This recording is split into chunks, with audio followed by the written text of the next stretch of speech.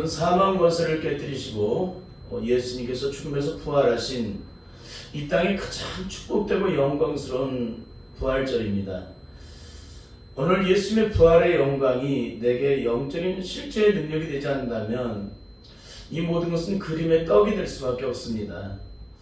그렇다면 하나님께서 이루신 이 놀라운 구원의 놀라운 사건들이 내게 영적인 능력이 되지 못한다면 오늘 예수님의 부활을 맞이하는 이 부활의 날에 우리의 삶은 아무런 축복이 될 수가 없다는 거예요.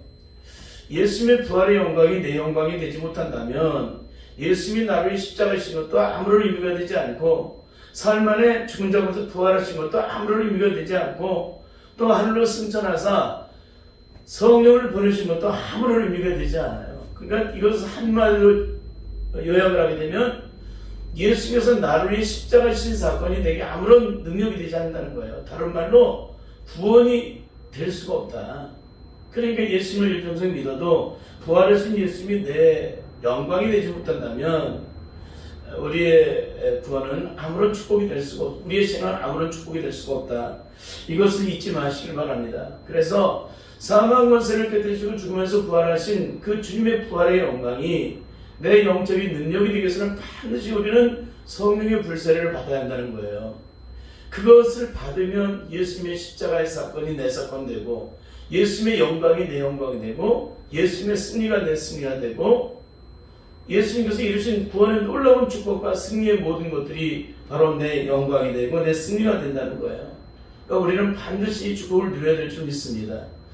일평생 예수 그리스도를 믿어도 이 축복을 누리지 못하고 그저 이론과 지식적으로만 이것을 알고 또 간접적인 은혜를 경험할 뿐 영적인 능력이 아무것도 되지 않고 이 구원의 참된 영광을 허락하신 죄와 사망에서 해방시켜주신 그 놀라운 구원의 영광을 내가 영적으로 온전히 누리지 못한다면 주님께서 이루신 이 십자가는 아무런 내게 능력이 될 수가 없습니다.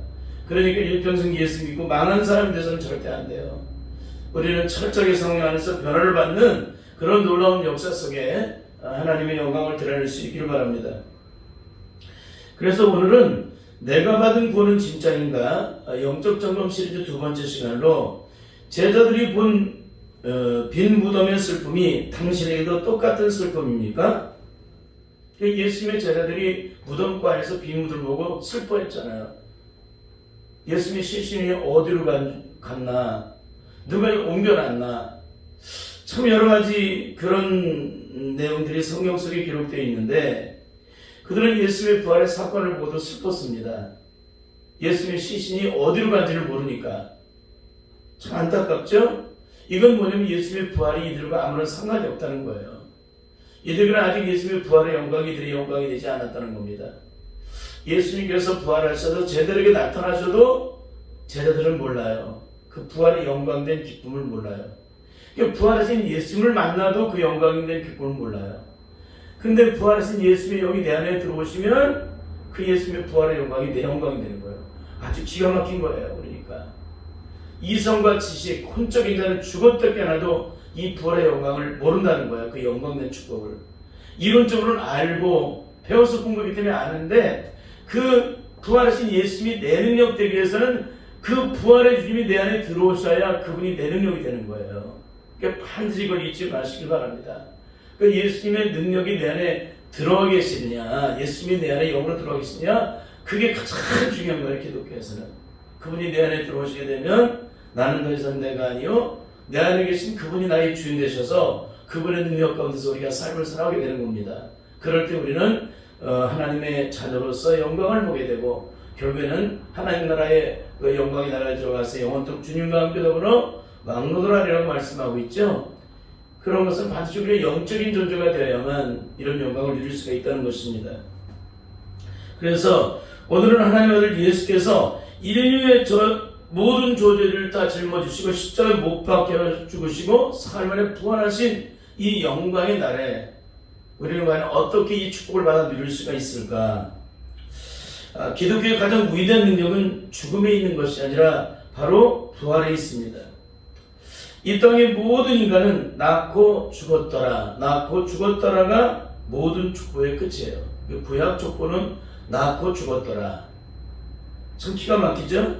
그러나 하나님 아들 예수께서 이 땅에 오셔서 인류의 모든 죄를 다 짊어지시고 십자가에 못 박여 죽으시사 사흘 만에 부활하심으로 죽은 자의 첫 열매가 되시고 영원한 생명을 우리에게 허락해 주셨는데, 그 부활의 영광은 이론적으로 배우고 공부해서는 절대 능력을 알지 못하게 된다는 거예요.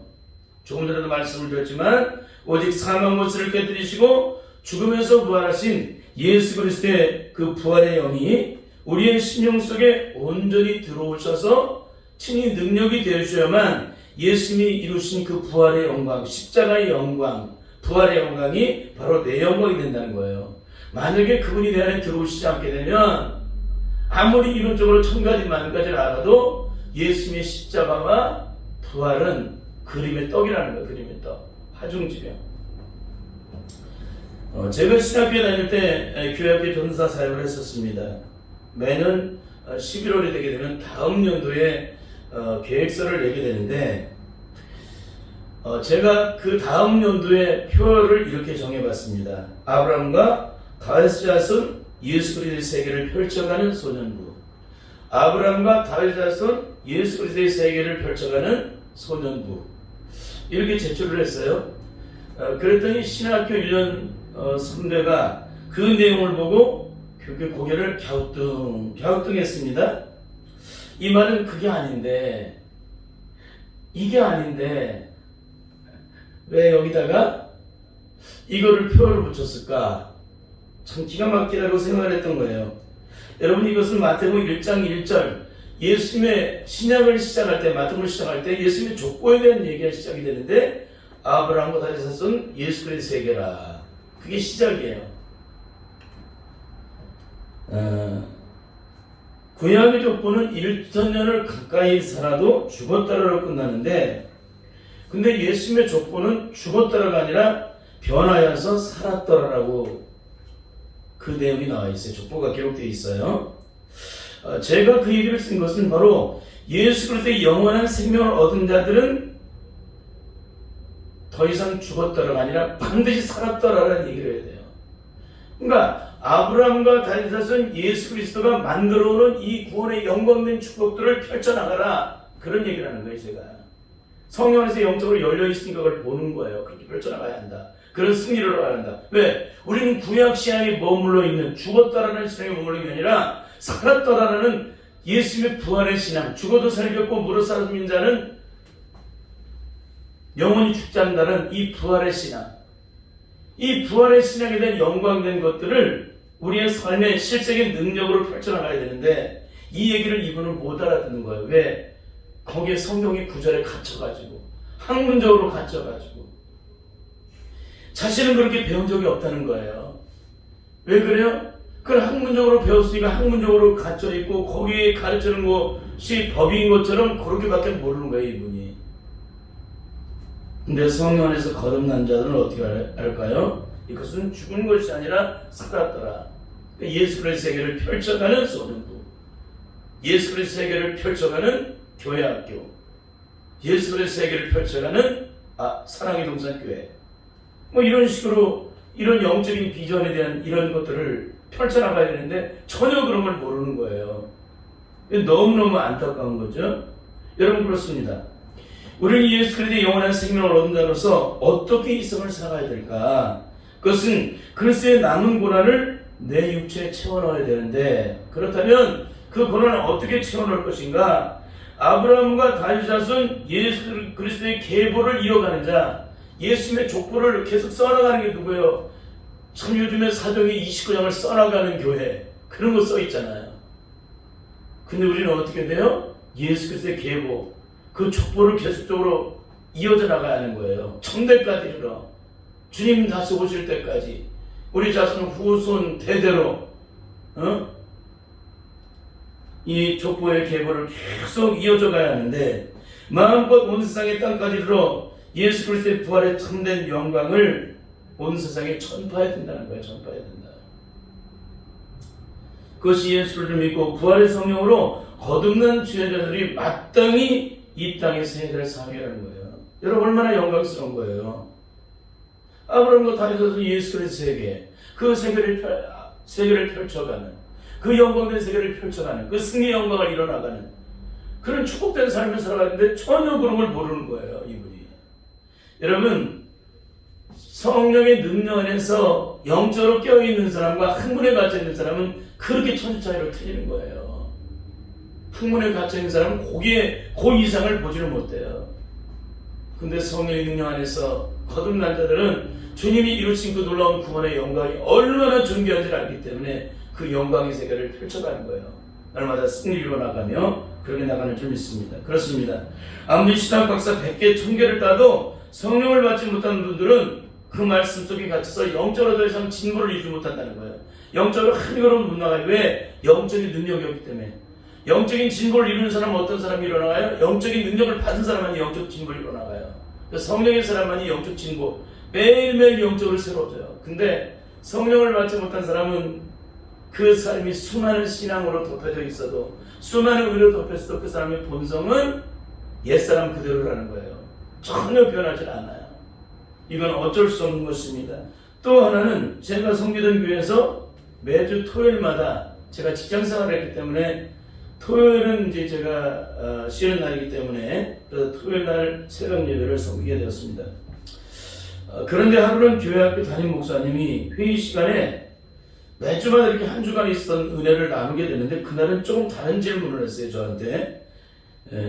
전사님, 요즘 무슨 설교하고 계세요? 그렇게 질문해요. 저는 은혜 나누는 시간에 생뚱맞게 이런 얘기를 하니까, 뜬금맞는 얘기를 하니까는 무슨 설교를 하니요? 그렇게 여쭤봤어요. 그랬더니 그분이 그래요. 요즘 새벽 설교하고 있지 않습니까? 근데 무슨 설교하고 계세요? 이렇게 물어봐요. 그래서 조금 마음이 그래요. 그래서 저는 그렇게 얘기를 했습니다. 그냥 하나님께 주신 대로 은혜를 따라 말씀을 증거하고 있습니다. 그렇게 얘기를 했더니 다음 말이 안타까운 얘기를 했습니다. 권사님들이 이구동성으로 화가 나 계시는데 왜 맨날 회개 설교만 하냐고 그렇게 얘기를 하더래요. 왜 회개 설교만 하냐고. 근데 그 얘기를 그날 모임을 마치고 돌아오는데 굉장히 제 마음이 아팠어요. 다른 것보다도 이 땅에서 가장 성경을 깊이 가르친다고 인정을 받았던 목사님 밑에서 그 수많은 날 설교를 들었음에도 지금까지도 진정한 회개의 능력이 무엇인지를 모르는 분들이 이렇게 많이 있구나. 제가 회개의 설교를 했을 때는 회개가 무엇이길래 회개에 대한 설교를 했을까요? 회개는 능력이라는 걸 알기 때문에 그래요. 회개는 능력이다. 여러분, 회개는 아무리 강조해도 지나치는 것이 아니에요. 절대 지나치지 않습니다. 온전한 회개를 이루어야 천국을 경험해요. 천국이 내 심령 속에 온전한 회개가 이루어져야 하나님께 드린 기도가 응답이 돼요. 여러분, 온전한 회개가 이루어져야 모든 영적인 싸움에 승리를 이루게 돼요. 회개는 그만큼 능력이 있는 거예요. 그래서 이 땅에 그 어떤 설교보다도 이 회개 설교가 중요한데 전혀 그 영적 은혜를 모르고 안타깝게 그런 말을 하는 걸 보고 너무너무 마음이 아픈 거예요. 여러분, 우리 안에 눈곱 많은 죄가 있어도 주님과 영적 교통을 절대 이룰 수가 없게 됩니다. 이것을 모르고 있다는 것은 이분은 뭐예요? 영적인 세계를 전혀 경험하지 못했다는 거예요. 무엇이 됐음에도, 권사님이 됐음에도. 만약에 회개를 통하여 생명을 얻고 구원의 영광을 체험하고 영적 싸움의 승리로는 능력이 어디서 나오는지를 알았다면 이분은 어떻게 할까요? 할렐루야! 목사님 요즘에 너무너무 고마워요. 한 젊은 전사님이 요즘 설교를 하시는데 철저하게 깨져라, 부서져라, 녹아져라, 회개하라, 그런 설교를 하시는데 너무너무 존경합니다. 그렇게 했을 거예요. 근데 이분은 영적으로 먹통인 거예요, 이분들이. 그럼 이분들은 뭐예요? 일평생 주님과 한순간도 하나가 된 적이 없다는 얘기예요. 억만죄악 가운데 살아왔던 우리들의 삶이기 때문에 우리의 하루의 삶 속에서도 악한 마귀는 끊임없이 우리의 삶의 일터에서, 현장에서 주고받는 말 속에, 또 오가는 시간 속에서, 또 흘러가는 상황 속에서, 또 바라보는 시각 속에서 들려지는 소리 속에서 우리는 수많은 것들을 마귀는 끊임없이 우리라고 접촉이 되게 만들어요. 우리의 신경 속에. 그래서 그것으로 매이고 그 생각이 머무르게 만들고 그래서 그것을 생각하게 만들고 거기에 갇히게 만들고 그래서 결국에는 그걸 도구로 삼아 우리를 넘어뜨리는 도구가 돼요. 도구로 삼아요. 그러니 우리가 철저하게 회개라는 것은 능력이에요. 회개라는 것은. 그런데도 오늘 이 목사님이 너무 안타깝게도 그런 얘기들을 이분은 누구의 기분을 맞춘 거예요? 권사님들의 기분을 맞춘 거예요. 분명한 얘기를 해주는데 이분이 분명한 얘기를 하지 않았다는 게 이게 뭐예요? 회개는 능력입니다. 회개하지 않으면 인생 자체가 고통과 신중에 매이고 날마다 사단의 세력에 의해서 묶임받고 절망과 저주 속에 매이다 결국에는 죽습니다. 철저하게 매일매일 순간 영적으로 회개하십시오. 그 전사님이 전하는 것이 생명이고 능력입니다. 그러니까 그 말씀 듣고 뻗팅기는 게 아니라 고꾸라지십시오라고 말을 했어야 돼.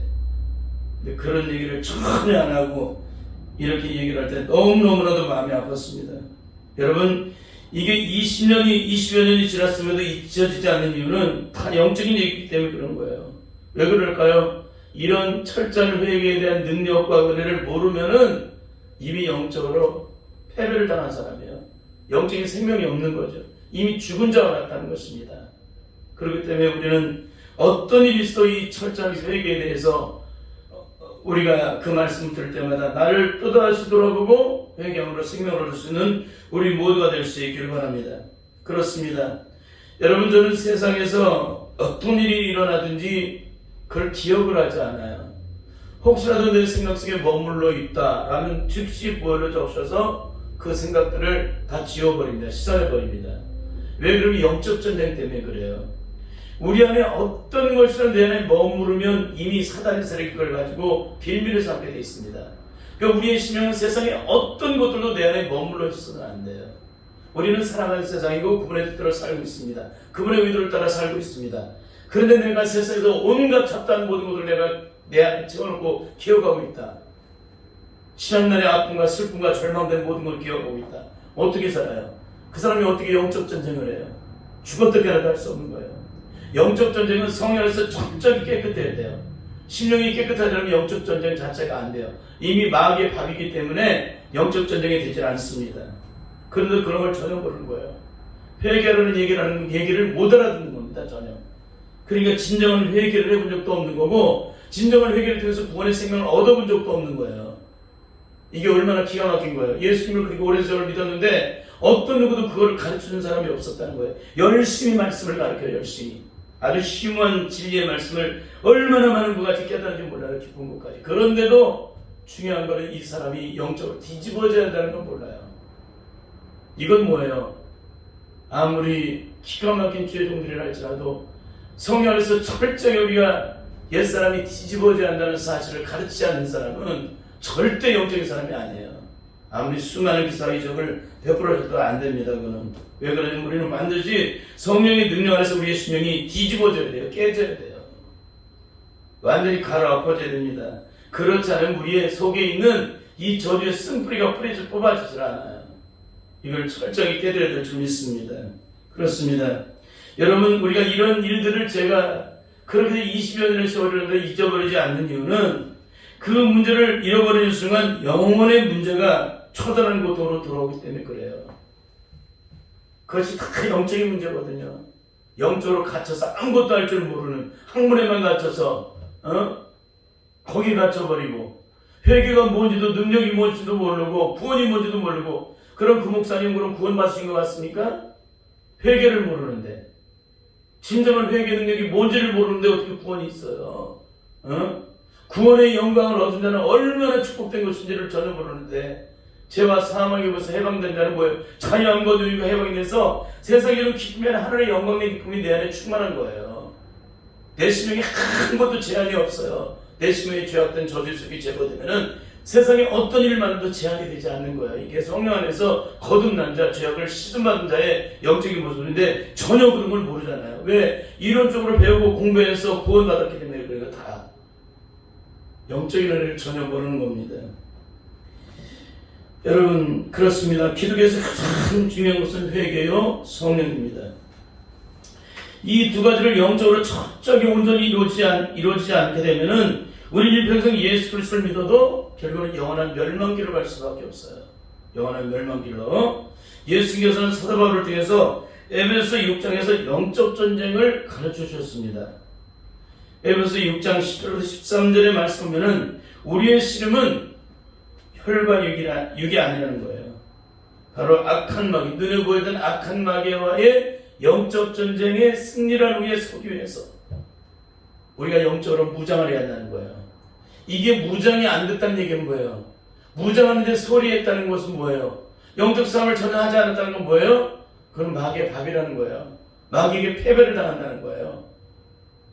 그럼 마귀에게 패배를 당한 사람은 어디로 가요? 다 마귀의 죽불로 끌고 들어가는데, 우리가 승리를 하나님 나라 영광을 들어가는 거지, 내가 예수 믿고 영접했다고 다 천국으로 인도해요? 아니에요. 영적 싸움을 해야 돼요. 죽을 때까지. 그때까지 죽음의 주님의 나라에 이를 때까지 우리는 철저하게 이 땅에서 영적 싸움을 해요. 죽을 때까지. 그게 이루어지지 않기 때문에 소용이 없어요. 마귀가 에덴 동산에 있는 아담과 하와를 무너뜨리는데 우리는 안 무너뜨려요? 전혀 영적인 세계를 모르고 학문과 치기로만 배워서 구원을 말해놓으니까 이 엉망진창이 되는 거예요. 영적인 세계가. 이거 절대 안 되는 줄 믿습니다. 그러면 예수님은 사도 바울을 통해서 어떻게 영적 전쟁을 가르치셨을까요? 에베소 6장 10절 13절을 보면은 정말로 너희가 주 안에서와 그 힘의 능력으로 강건하여지고 마귀의 계계를 능히 대적하기 위하여, 마귀의 계계를 능히 대적하라는 얘기예요. 하나님의 전신갑주를 입어라. 마귀의 계계를 능히 대적하기 위하여 하나님의 전신갑주를 입지 않게 되면 어떻게 된다는 거예요? 마귀의 밥이 돼서 멸망길로 간다는 거예요. 한 번 구원은 영원한 구원이라는 어리석음이라는, 그 사람은 구원 자체를 받은 게 아니에요. 한 번 구원은 영원한 구원이라고 말하는 사람은 구원 자체를 받은 적이 없는 거예요. 구원받은 사람은 반드시 영적인 면에서 영적 싸움을 하기 시작을 해요. 하나님의 영이 내 안에 들어오시기 때문에, 예수 그리스도의 영이 내 안에 들어오시기 때문에 영적 전쟁을 시키지 않아도 내가 영적으로 구별된 존재가 되는 거예요. 마귀로부터 구별된 존재가 되기 때문에 내가 영적 전쟁을 해요. 누가 시키지 않아도. 마귀가 우리 편이 아닌데, 마귀가 우리를 죽이려고 삼키려고 입 벌려 달라는데 우리가 안 싸워요? 영적으로 깨어있는 사람만 이걸 보는 거지. 눈먼 소경은, 영적으로 눈먼 소경은 몰라요. 마귀가 나를 공격하는지도 몰라요. 못 느껴요. 내 영적으로 깨어있는 사람, 영적 눈이 떠진 사람, 성령의 능력을 구하는 사람만이 영적 전쟁을 하는 줄 믿습니다. 12절을 보니까 우리의 씨름은 혈과 육에 된 것이 아니요, 우리는 다 땅에 있는 일 가지고 싸우잖아요. 사람과의 관계 속에 싸우잖아요. 이 기가 막힌 거예요. 예수 믿고 거의 99.99%가 이런 싸움을 해요. 우리의 씨름은 혈과 육에 된 것이 아니요 정사와 권세와 이 어둠의 세상 중원들과 하늘에 있는 악의 영들에 대합니다. 그러므로 하나님의 전신갑주를 취하라. 이는 악한 날에 너희가 능히 대적하고 모든 일을 행하기 위해 서기하며. 악한 날이라는 게 뭐예요? 마귀가 한쪽으로 활동하는 그 날이 다 악한 날이에요. 내가 주님의 나라에 이를 때까지, 내가 죽는 날까지 모든 날이 악한 날이에요. 마귀가 통치하고 있기 때문에. 그날은 주님이 다시 오시는 날도 있지만 내 개인의 종말이 또 있잖아요. 그렇죠? 그래, 이런 악한 날에 너희가 능히 대적하고 모든 일을 행하기 위해 서기 위함이라. 서야 되잖아요.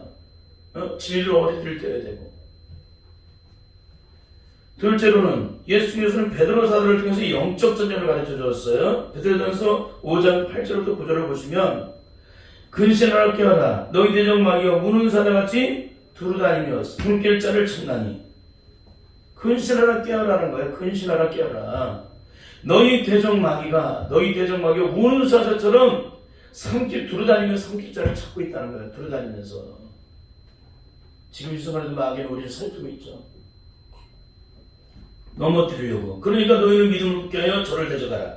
저를 대적하라는 거예요. 근데 마귀에서 이렇게 존재를 인식하지 못하는 사람이 어떻게 대적을 해요? 영적으로 능력이 있어야 그걸 대적을 하지. 이는 세상에 있는 너희 형제들도 동일한 고난을 당하는 줄 알미니라. 야고보서 4장 7절에서는 이렇게 증거하고 있습니다. 그런즉 너희는 하나님께 순복할지어다. 마귀를 대적하라. 그래야만 너희를 피하리라. 마귀를 대적하라 그래요.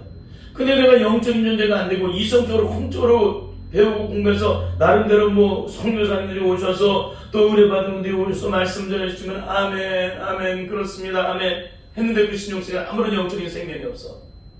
내가 들었다고 능력이 생기는 게 아니에요. 그분이 실제로 우리 안에 들어오셔야 능력이 되는 거예요. 아무리 천가지 만가지 은혜를 받아서 소용없어 다 머릿속에 생각 속에만 머물러 있는 것이지 심령 속에 들어오질 않아요. 그건 다 귀로 듣는 생각들이고 내가 받은 내 의지를 따라 받은 은혜들이기 때문에 그래요. 그 자리가 은혜 자리에서 소용이 없어요. 내 심령 속에 들어오시대요.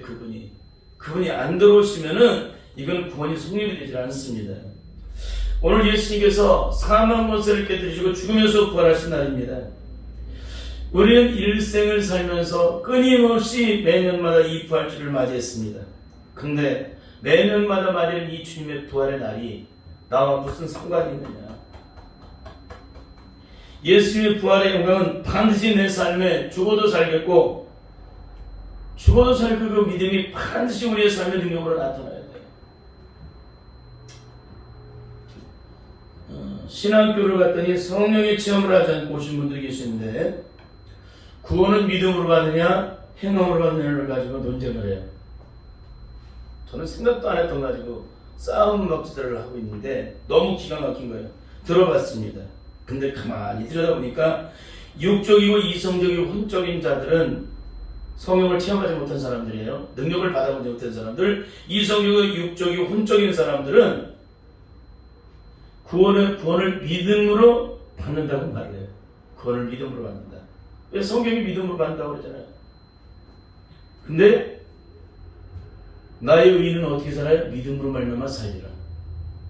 나의 의인은 믿음으로 말미암아 살리라는 살리라는 그 내용을 몰라요. 믿음으로 구원받는 것만 알고 나의 의인은 오직 나의 의인은 믿음으로 말미암아 살리라는 얘기를 안 해. 믿음으로 살지 않는다면 그 믿음은 가짜라는 거예요. 그렇잖아요. 믿음으로 구원받는데 그래 너도 받고 나도 받고 다 믿었어. 근데 믿음으로 사냐 이거야. 안 살면 이건 구원이 아니라는 거예요. 근데 우리는 믿음으로 오직 나의 믿음으로 말미암아 살리라는 그 말씀을 다 빼버리고 오직 구원은 믿음으로 간다. 그거밖에 생각을 안 해. 그거밖에 안 가르쳐. 삶에 대해서는 전혀 안 가르치고. 이게 얼마나 기가 막힌 거예요. 근데 성령을 받고 구원받은 주의 자녀들은 행함으로 구원을 받는다고 얘기를 해요. 왜? 행함으로 그 구원의 능력을 증거하지 않으면 그 믿음은 가짜라는 걸 알기 때문에 그래요. 굉장히 중요한 얘기 해드리는 거예요, 지금. 왜 이런 일을 일어날까? 성령을 받지 못하고 불에만 쬐고 신학교 온 분들은 성령의 능력을 맛배기, 직접 맛본 것이 아니라 불에 쪼이기만 하고 왔기 때문에 그 느낌을 따라 배우고 공부해서 알 뿐이지 실제의 능력이 자기의 심령 속에 이루어지는 능력을 전혀 체험하지 못하고 왔기 때문에 이론적으로 배워서 너무 쉽잖아요. 그걸 믿어? 믿어. 믿으면 구원받았어. 굉장히 쉽잖아요.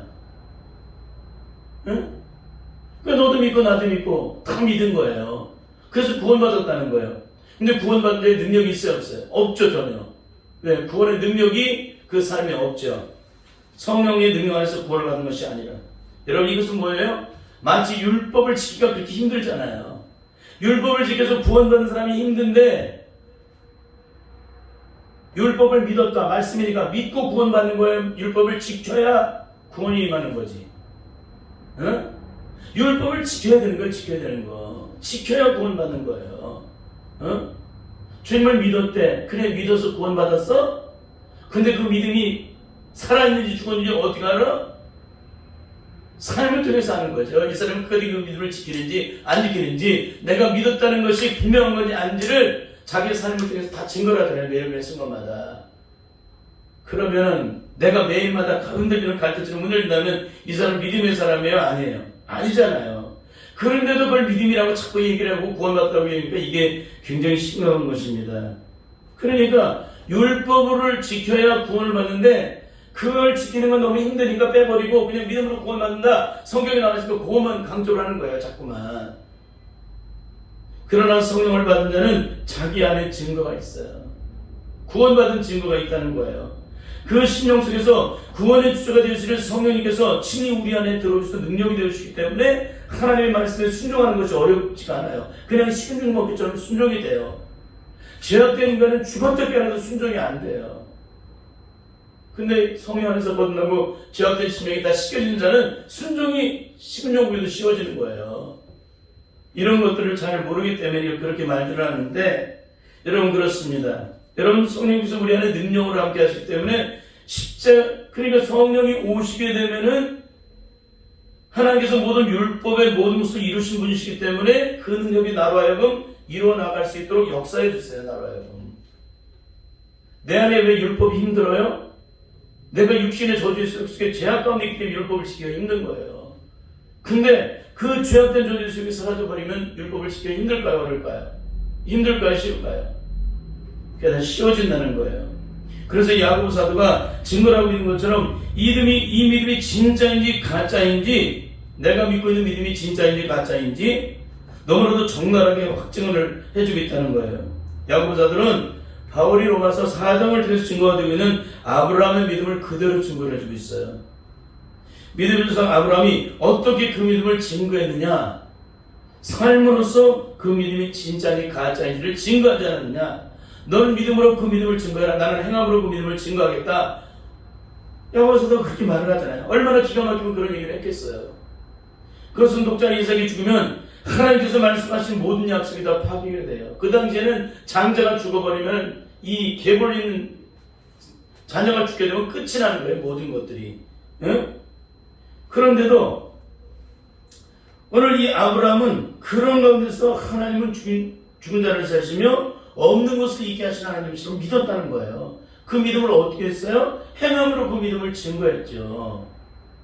그냥 믿기만 한 게 아니라 믿음으로 증거를 한 거예요. 그러니까 오늘날 많은 사람들이 예수 믿고 거듭났다고 했을 때 오늘 아브라함의 믿음이 확증되어 있다는 사람은 다 가짜예요. 구원이.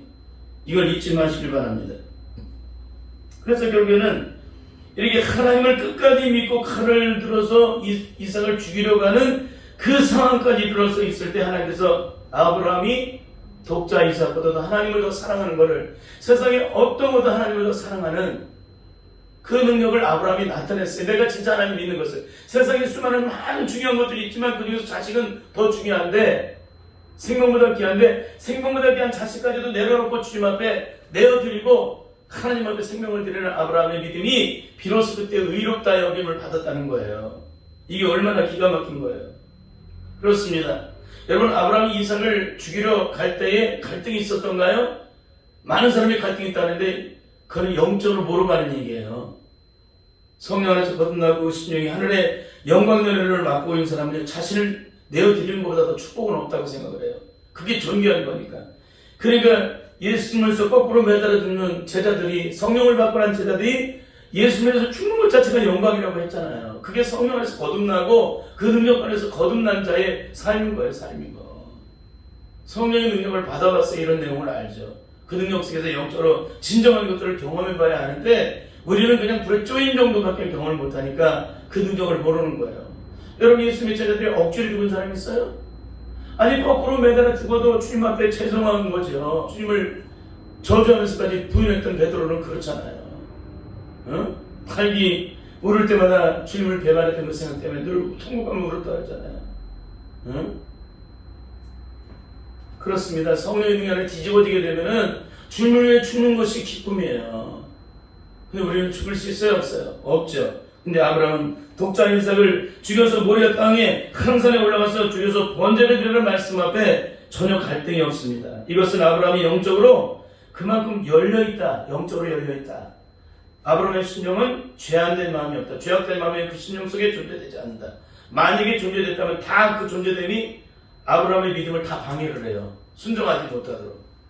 가는 동안에도 갈등이 없고 오직 하나님께서 원하시는 대로 가게 됩니다. 독자 이삭이 칼과 태울 뗄감은 있는데 재물은 어디 있습니까? 물으니까는 뭐라고 얘기해요? 하나님께서 다 예배해 놓으셨다. 아주 평범하게 얘기를 해요. 저는 이 장면을 볼 때마다 얼마나 기가 막힌지 모릅니다. 그것은 아브라함의 믿음이 얼마나 존귀했는지를 그대로 보여주는 내용이기 때문에 그래요. 산에 올라가서 아브라함은 거침이 없습니다. 이 세상에서 자기 자식을 제물로 바칠 때 아무리 흉악한 아버지라도 갈등이 없겠습니까? 근데 아브라함은 전혀 갈등이 없습니다. 전 기가 막힌 거죠? 이건 뭐예요? 하나님 앞에 서 있는 사람은 갈등이 없는 거예요. 온전하게 서 있는 사람은 이삭을 결박하여 제단에 놓고 칼을 들어서 내리치기까지 합니다. 이것이 무엇입니까? 하나님이 원하시는 믿음의 순종을 얘기하는 거예요. 거기까지 들어야 한다. 하나님께서 원하시는 구원의 기준입니다. 악한 마귀의 세력에 끝까지 승리하는 영적 기준이라는 건 그게 마지막까지 순종하는 것이, 거기까지 순종해야 마귀의 세력을 이기는 거예요. 거기까지 순종을 해야 하나님의 의가 드러나는 거예요. 이런 순종이 없이 믿음으로 구원을 받았어요? 정말 어리석은 얘기하는 거예요. 마귀는 하나님께서 재물을 바치라는 말을 할 때 곁에 있었습니다. 단 한순간도 아브라함을 떠난 적이 없었습니다. 수많은 시간 속에 미혹하고 속삭였을 거다. 그런데 아브라함에게 전혀 그것이 미혹이 안 돼요. 저 씨알이가 몇 개 들지 않아요. 아브라함은 전혀 요동함이 없잖아요. 왜 그랬을까? 그것은 오직 한 가지, 아브라함의 심령 속에는 사탄의 저주 요속이 눈꼽만큼도 없었다는 거예요. 다른 말로 영적으로 그 심령이 아주 깨끗하다. 죄악된 조속이 눈꼽만큼도 없다. 그러니까 마귀의 어떤 미혹을 해도 속삭임에도 전혀 요동치 않고 접촉이 안 되는 거예요. 동시에 아브라함의 심령은 하나님의 영으로 충만했다고 할 수가 있습니다. 그 이유는 성령으로 충만하지 않으면 절대 생떼 같은 자식을 죽여서, 특히 아브라함 때는 자식은 기업이고 그 대가 끊기면 인생의 모든 것이 다 끝난다는 것을 알고 있음에도 불구하고 아브라함은 전혀 갈등 없이 하나님이 원하시는 장소까지 그냥 갑니다. 좌로나 우로나 치지도 않고 뒤를 돌아보지도 않아요. 그러니까 하나님 나라에 합당한 모습을 그대로 보여줬다는 거예요. 더 나아가 아브라함은 철저히 영적으로 구별된 사람이었다는 거예요.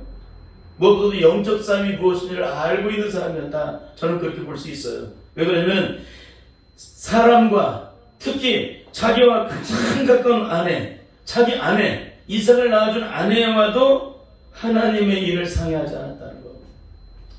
저는 아브라함을 참 존귀하다고 여깁니다. 내가 사람하고 상의하는 순간에 이미 악한 마귀 세력에 매인받은 거예요. 하나님의 일은. 하나님의 일은 사람과 상의하는 게 아닙니다. 권수로 결정하는 게 아니에요. 할까 말까가 아니라 하나님 명령하신 그대로 순종하라는 것입니다. 만일 아내 사라와 상의를 했다면 아마 죽어도 성공을 못했을 거예요. 이 믿음에. 그렇죠? 말의 첫 자를 꺼내기 전에 거품을 울고 아마 뒤를 넘어져서 나 죽이고 가라고 그렇지 않겠어요? 난리를 치지 않겠습니까? 나 죽이고 가라고. 나 먼저 죽이고 가라고. 나 안 죽이면 못 간다고. 아마 사생결단하지 않겠어요? 근데 아브라함은 새벽에 일찍 일어나 나귀 안장을 지우고 종들과 함께 아무 일도 없는 척하며 길을 떠납니다. 사라가 전혀 몰랐죠. 응? 그러면 믿음이 있느라 하면서 행함이 없다면 그 믿음이 과연 살아있는 믿음이냐 이거예요. 살아있는 믿음이냐. 믿음이 있느라 말하면서 믿음의 삶을 살다 보면 그 믿음은 살아있는 거냐. 절대 아니라는 거예요. 그 믿음은 죽은 믿음이지 살아있는 믿음이 아니라는 거예요. 왜 그럴까?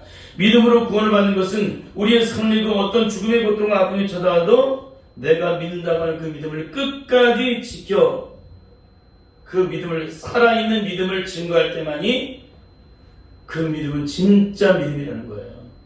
응? 그러나 믿는다고 하면서도 삶이 없고 끝까지 인내가 되지 않고 중도에 포기하는 건 뭐예요? 그건 믿음이 아닌 거죠. 결국 갑돌이와 갑순이의 신앙처럼 결국 마음뿐인 믿음으로 끝나버리는 거예요. 그러니까 마음뿐인 믿음으로는 구원받을 수가 없다. 사랑하는 성도 여러분, 그런데 오늘 예수님의 제자들은 예수님이 사흘 만에 부활하신다는 말씀을 듣고 전혀 믿지 않았다는 거예요. 거기는 여인들도 마찬가지예요. 성령을 받기 전 이성적인 믿음은 배우고 공부할 때는 그렇게도 믿을 것 같고 그렇게 살 것 같고 그렇게 사랑할 것 같고 그렇게 용서할 것 같은데 실제 삶이 주어지게 되면 전혀 죽어도 그렇게 살지 못한다는 거예요. 그런 예수님이 열두 제자를 보면서 예수님 가까이서 말씀을 들었던 수많은 여인들은 예수님이 사흘 만에 부활하실 말씀을 들었음에도 빈 무덤을 보고 하나님의 영광을 찬송한 것이 아니라 어떻게 해요? 절망하며 그 자리에서 주저앉아서 통곡을 하잖아요. 시신차 들어다니죠. 예수님은 반드시 부활하신다고 했었는데 전혀 그걸 모르고 제자들을 위해서 모든 사람이 다 똑같았어요. 아니 빈무덤을 보면 영광의 주님을 찬양했잖아요. 주님이 부활하셨다고. 근데 이분들은 안 믿었잖아요. 전혀. 이게 이성적인 믿음의 결국이에요. 결국. 아무리 열심히 예수를 믿고 일평생 헌신 봉사를 했어도 성령의 능력 안에서 부활하신 예수님의 영을 직접적으로 능력으로 체험하지 못하게 되면 다 이런 신앙인으로 끝나버려요. 다 다 환경이 갇혀버린다는 거예요. 그런데 이들이 언제 예수님의 부활의 영광을 찬양했을까요? 오순절 망회에 임하신 성령의 능력을 받고 나서 이들은 예수님이 나의 구주요 나의 왕이라는 걸 알게 돼요. 그리고 어느 자리에 갔을 때 예수님이 나의 구원자라는 것을, 예수님이 인류의 죄를 지시고 십자가에 못 박혀 죽으시고 사흘 만에 부활하심으로 우리에게 구원의 영광이 있으라고 선포를 해요. 사도행전을 가면 그렇잖아요. 사복음서에는 예수님의 죄들이 다 갇혀 있는데 사도행전 성령을 받고 나서는 그들이 다 열려버려가지고 그렇게도 믿지 않았던 것들이 다 믿음으로 역사로 나타나잖아요. 오늘 빈 무덤 앞에서 울고 있는 자들은 아직 영적으로 해방되지 못한 자들이에요. 오늘 사망 권세를 곁들이시고 죽으면서 부활하신 예수님의 부활절을 맞이해서 여전히 이 땅의 삶에 매여 있는 자, 절대 부활의 영광을 본 사람이 아니에요. 빈 무덤 신앙은 예수님의 부활의 영광이 전혀 없는 이성적인 믿음을 의미하는 것입니다.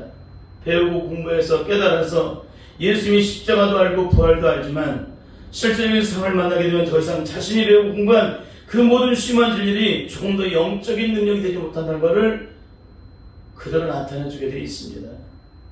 많은 사람들이 부활절 예배를 드리면 그 부활의 영광이 내 영광되는 것처럼 착각을 합니다. 응? 부활의 주님을 찬양하면 마치 주님의 부활의 능력이 내 능력 된다고 착각을 해요. 그러나 부활절 예배를 드렸다고 그 부활의 영광이 내 영광 되는 것이 아닙니다. 영광의 주님을 찬양했다고 주님의 부활의 능력이 내 능력 되는 것이 아니라는 거예요. 기독교의 참된 능력은 사망 권세를 깨뜨리시고 죽음에서 부활하신 예수 그리스도의 부활의 영광, 그러니까 영원한 승리신 예수님의 그 부활의 영광된 주님의 영이 내 안에 들어오실 때 비로소 주님의 부활의 영광이 내 영광 되는 것이고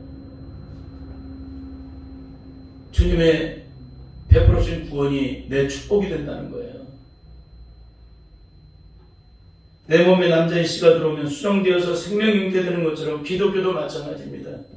예수님의 구원의 생명의 씨가 내 속에 들어오셔야 비로소 내 안에 잉태되어서 어디까지 자라나요?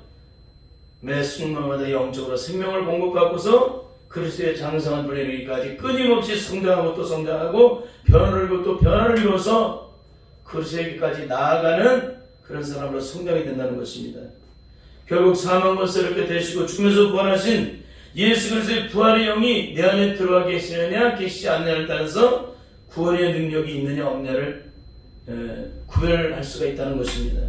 반드시 성령의 불세를 받음으로 빈 무덤의 고통이 아니라 사망 권세를 깨뜨리시고 죽으면서 부활하신 예수님의 부활의 영광이 성령의 능력을 통해서 내 안에 들어오심으로 내 안에 능력되어서 여기에 나와 있는 누가복음 4장 18절 19절의 말씀처럼 사단의 세력에 끊임없이 같이 흔들리고 포로된 자들에게 자유함과 누임과 해방을 줄 수 있는 그런 영적인 능력의 사람이 되어서 반드시 하나님께 영광을 드리는 그런 축복된 부활의 신앙인들이 다 될 수 있기를 예수님의 이름으로 간절히 축원합니다.